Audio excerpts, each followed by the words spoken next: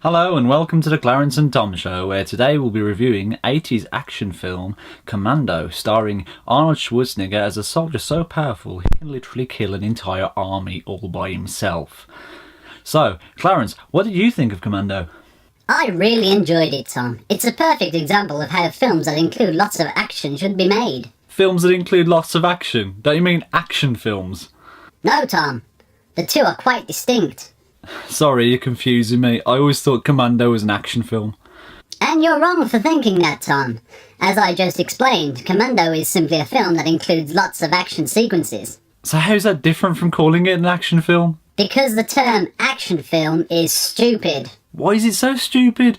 It's a recognised genre of filmmaking. How are genres defined, Tom? Well, that's easy. People watch movies, they notice the commonalities between them, and then they assign a label that fits those themes. Okay, so what are the common themes? Well, for action movies, there's lots of action. What kind of action?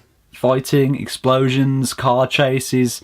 What are you getting at, Clarence? Nothing, Tom. I'm just trying to explore this subject with you. I have a sneaking suspicion you're luring me into a trap. Why do you think that, Tom? Because you're a sneaky little bastard, Clarence.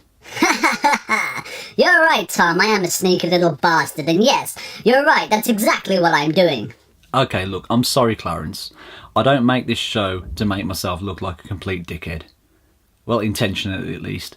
So, why don't you just make your damn point, and we can get on with the damn review. Okay, Tom. The point I'm trying to make is that the term action movie is a misnomer, in that it no longer effectively describes the kind of movies we're talking about. Like I said before, back in the 1980s, action films were essentially movies that featured lots of action sequences. Nowadays, action movies are essentially a series of action sequences without the movie-making element. So what you're saying is the definition of the term action movie has changed? Yes, Tom, that's exactly what I'm saying. So why has this happened? Well, personally, Tom, I think it's down to something called the fanboy factor. The fanboy factor is a generational phenomenon that occurs every 10 or so years, when younger fans of a particular genre grow up to become the next generation of filmmakers. Go on. These filmmakers are often obsessed with the common themes associated with their genre of choice, and therefore place a greater emphasis on defining their work by these themes, rather than making movies that feature these elements. Okay, so what you're saying is that if a director liked action films from the 80s because of the explosions, then they're more likely to put the explosions in their film now. Yes, Tom, but I'd go even further than that, and say that the having explosions in his film would probably be the main reason why he agreed to direct it. Do you think that's the reason why nowadays so many action films have so very little storytelling and so much bland action? Tom, I think that's exactly what happened. As I alluded to before, modern action films are now no more than a series of action sequences with very little filmmaking in between. Does the fanboy factor apply to other genres? Yes, very much so.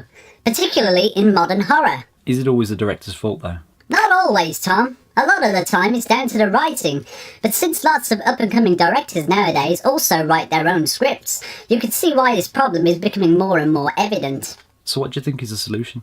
Well, personally, Tom, I'd like to see less writer-directors and more professional writers being commissioned to write scripts for directors with a proven track record. But wouldn't that stifle the talent coming through? No, Tom. It'd just mean that in order to become a film director in the first place, you have to be exceptionally good. It would allow the cream to rise to the top, and the overall quality of films would improve. Do you think that'll happen? No, Tom. I think the way things are heading, we'll be sitting in the cinema in 10 years' time watching episodes of RudeTube. What a horrific thought. So, Clarence, we've digressed quite a bit in this review, so let's get back to Commando. How many stars would you give it out of 5? Tom, I'd give Commando 4 out of 5. It's a simple story that's well told with a fun script full of memorable lines and scenes. The characters are all well defined and likeable, the acting is perfectly consistent with the macho tone, and the fighting sequences are interesting, entertaining and well thought out. In short, it's very hard not to like it. So there we have it. Join us next time, the Clarence and Tom Show, for more general discussion, filmmaking tips,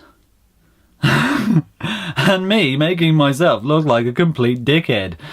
We don't say goodbye in the Clarence and Tom Show, we always say good journey. Sit down, tune in, take a break and